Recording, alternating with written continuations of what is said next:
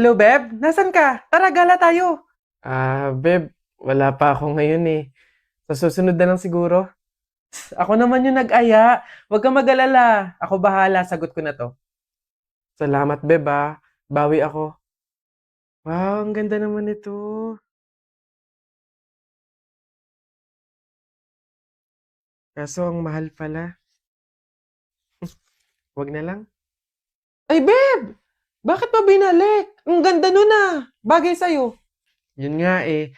Kaso hindi kaya ng budget. Hmm? Talaga? O, ayan. Dali mo sa cashier. Ako na magbabayad. Ha? Beb, wag na. Okay lang. Madami naman damit dito na mas mura eh. Pero yan yung bagay sa'yo. Go na, Beb. Kunin mo na.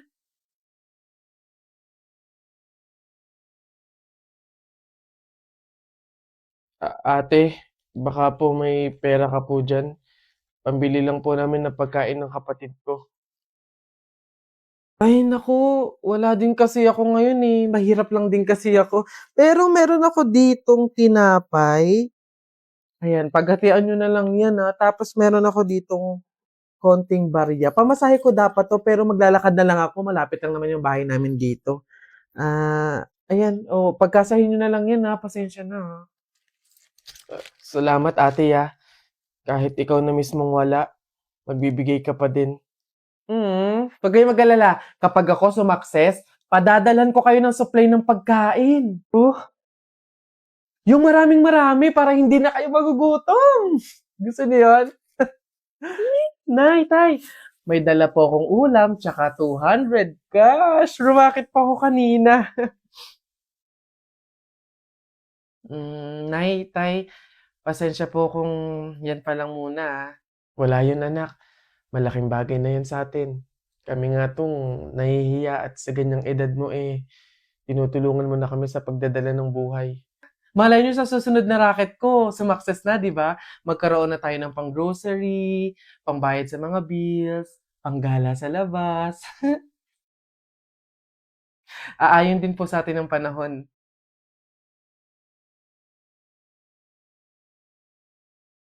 Hello, Beb. Hi Beb, ano yan? Baka may extra ka diyan, pangbayad ko lang sana sa school para makapag-exam na ako. Ibabalik ko naman agad sa isang linggo. Ay, pasensya ka na Beb wala din ako ngayon eh. Sige, sige, salamat. Bibigyan mo pa ako ng obligasyon, ayaw gumawa ng sarili niyang paraan. Wow, ganda naman nito. Magkano ba to? Hmm?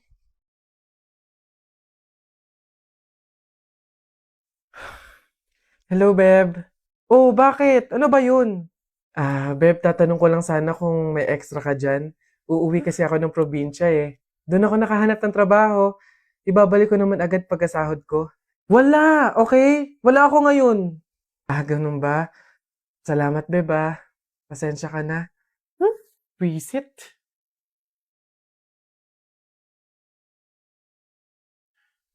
Ah, hello, Beb. Ano yun? Manghihiram ka na naman. Oo, sana, Beb. Kakapalan ko na yung mukha ko. Ihiram sa anak ko kahit magkano lang. Nandito kasi ako sa hospital ngayon eh. 1 week na akong may sakit. Pandagdag ko lang sana sa pampa-check up ko.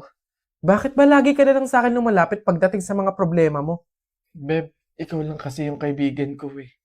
Oo, magkaibigan tayo, pero hindi ibig sabihin nun ako sasalo ng problema mo. Wala ka bang pamilya? Doon ka na humingi ng tulong. Walang-wala kasi kami ngayon eh. Pero okay lang, Beb. Naiintindihan ko naman. Sumubok lang ako baka sakaling may extra ka dyan. Salamat, Beb Pasensya ka na.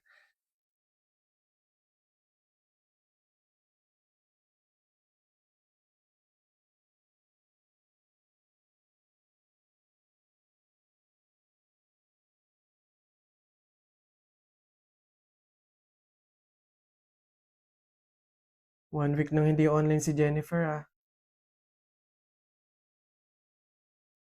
Hello, Jennifer? Hello, Iha? Oh, tita, bakit kayo pa yung sumagot? 1 week na po kasing hindi nag-online si Jennifer eh. Kakamustahin ko po sana siya. Iha, wala na si Jennifer. Ano po? Pasensya ka na kung hindi ka namin nasabihan agad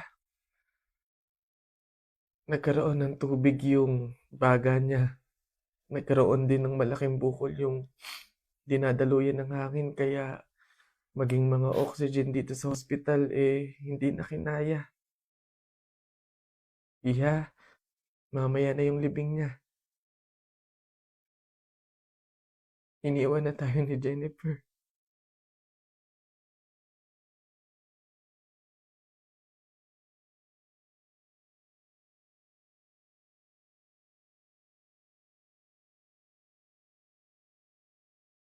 Iba't ibang klase ng member sa thesis. So ayun guys, sana clear na sa inyo yung bawat parts ninyo ah. Meron ba kayong tanong or any suggestions? Ako, leader.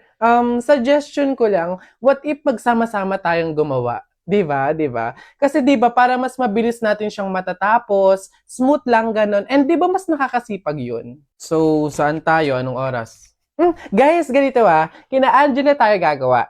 8 yung hintayin natin sa 7-Eleven, then 9 a.m. naman yung start. O maayos na usapan niya na, makiko-operate tayo. So excited! See you guys! Kaya natin to, laban lang. Nasa na kaya yun? 8:55 na wala pa? Kala ko ba 9 yung start? Oo nga, siya pa naman nag-set up nito. Leader, may tanong lang sana ako. Ano ba yung mga parts namin sa research para naman at least maumpisahan na namin yung revision? Actually, tapos ko na lahat. Wait na lang natin i-approve. Hala, paano kami? Ano pang gagawin namin? Kung tinapos mo na pala lahat. Okay lang yun, carry ko naman. Tsaka iniisip ko kasi baka busy din kayo, so ayoko naman dagdag yung gawain nyo. So, carry, okay lang. Mm. Uy, may chat si leader Voice message.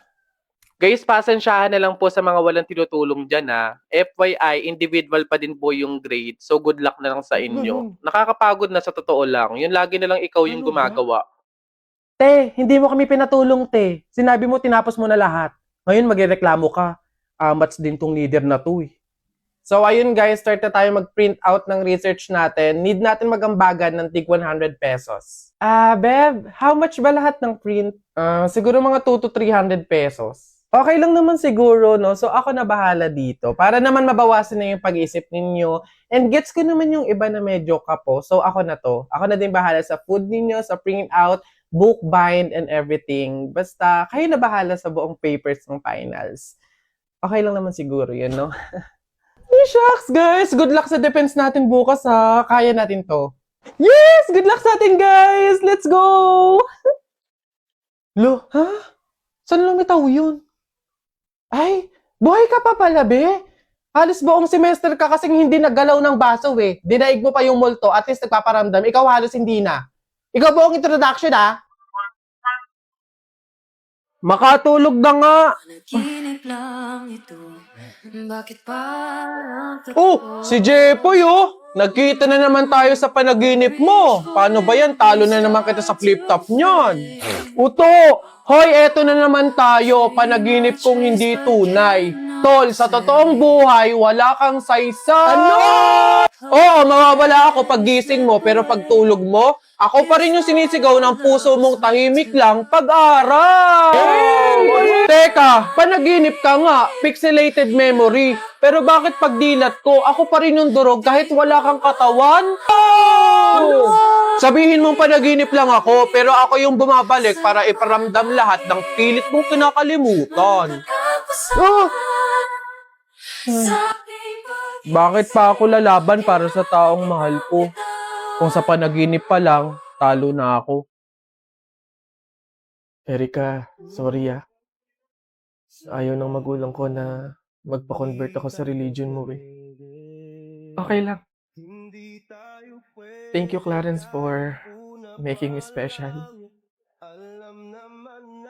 At sorry kung hindi ko kayang i-give up yung faith ko para sa'yo. Mahal na mahal kita, Erika. Kaso kasi, nire-respeto kita at yung religion mo. Naiintindihan ko naman Ang sakit lang kasi, ikaw yung taong pinili kong makasama at mahalin. Pero hindi tayo pwede. Paalam, Erika. Sa panahon na kaya na kitang ilaban, Sana andiyan ka pa. Hinihiling ko na sana pagtagpuin muli ng tadhana yung naputol nating pagmamahal. Hanggang sa muli, Clarence. Paalam. Hello, Beth. Hoy, napatawag ka. Anong meron? Ayain mo ba akong gumala, kumain, mag-shopping? Babe, ang lungkot ko kasi ngayon eh. Dami kasing problema. Tatanong ko lang sana kung pwede mo akong samahan ngayon. Go lang! Basta libre mo ako ng pamasahe tsaka pagkain. Di ba? Siyempre sinamahan kita eh. Okay na yun. Okay, sige. Sige. See you. Hoy guys! Miss ko na kayo! Miss you na din guys! Sa true! Kita-kita naman tayo, nood sine, ganun. Busy pa ako sa work eh. Same, busy din sa work. Pero kung libre mo, why not? Joke! Sige. Libre ko na kayo. Ay, hindi na pala ako busy. Go lang! Sagot mo naman pala eh. Oo nga, sana sinabi mo agad, di ba? Ganun ba talaga dapat? Yung kailangan ko munang maglabas ng pera bago ko sila makasama at maramdaman sila sa tabi ko.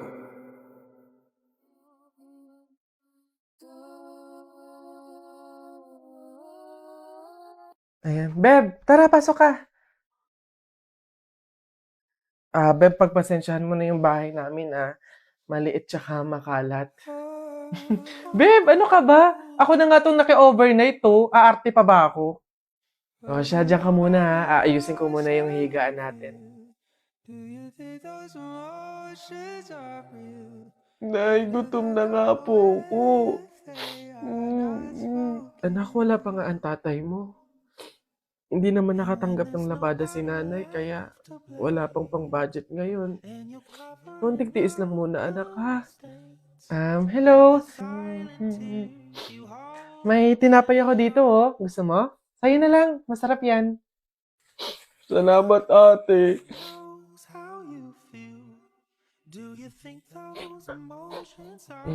Beb, eto na yung unan tsaka yung kumot na gagamitin mo.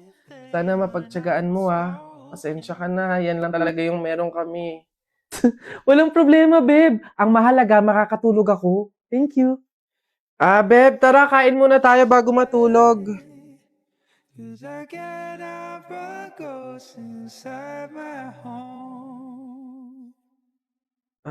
Beb, pasensya ka na, Mantika asin lang yung ulam namin ngayon eh. Wala pa kasi si tatay kaya wala pang pambili ng pagkain.